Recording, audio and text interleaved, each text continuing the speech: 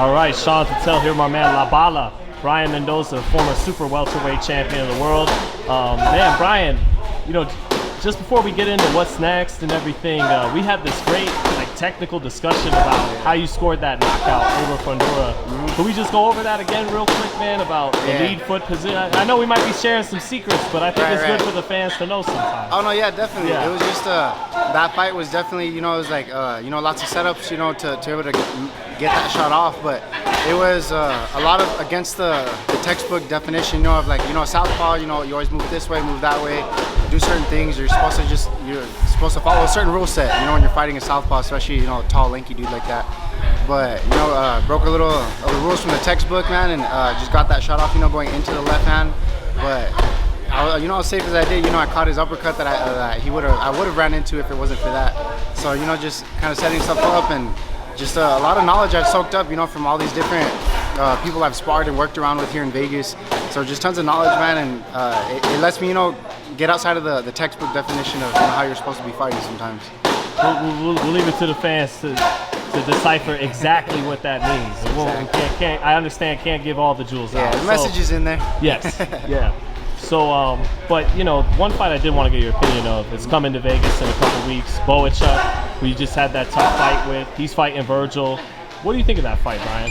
I think it's a really good fight. Stylistically, I think they're both, very solid fighters, obviously. And I think it's going to be a very action-packed fight. So, I'm looking forward to it, watching it. And I definitely, have my eyes set on both of them, actually, because I still kind of lean towards Ortiz in that fight. But, Bohachuk, I got a big chip on my shoulder after that fight. So, I would love to run that fight back, with the full camp and everything. And, that's just very high up on my list. That's a rematch I definitely want ASAP. But, right now, I'm just, I'm gonna check that fight out, see what the results are in that, and then we move forward from there. But definitely keep my eye on that fight.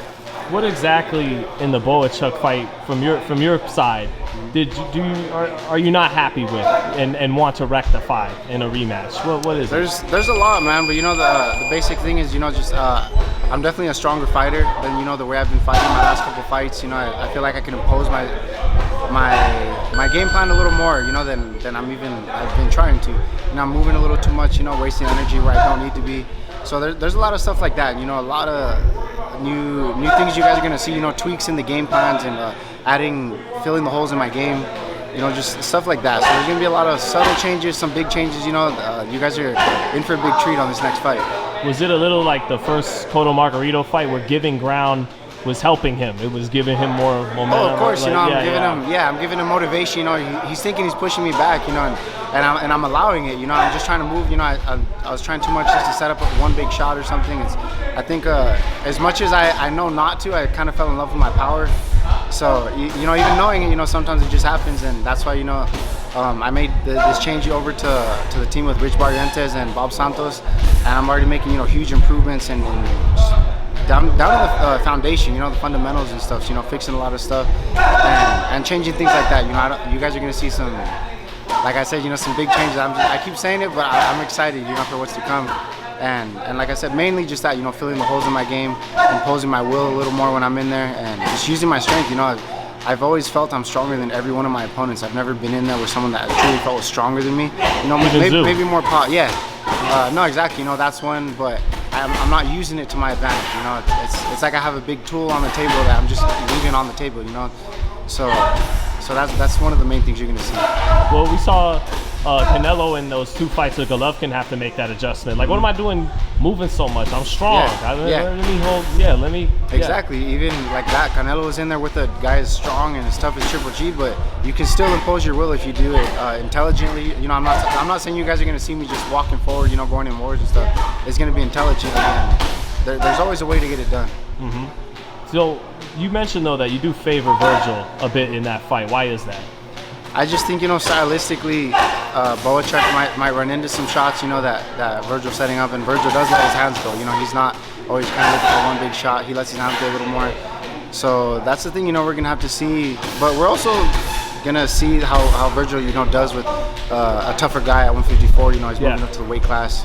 And that's still one of the things up in the air, because I do still, like I said, even with all that being said, I still lean towards Ortiz in that fight, but it's something he's gonna have to show out. You would so let's say Bohachuk loses the fight. Are you still like, we could still rematch ASAP? Immediately, yeah. That one's for me. That one's for me. You know, honestly, like that one, like, I'm telling you, I have a really big chip on my shoulder after that fight, and I just know I can do so much better. Yeah, even just, you know, just like I said, just off the full count, I know that would be a very different outcome. So yeah, win or lose, I want that rematch.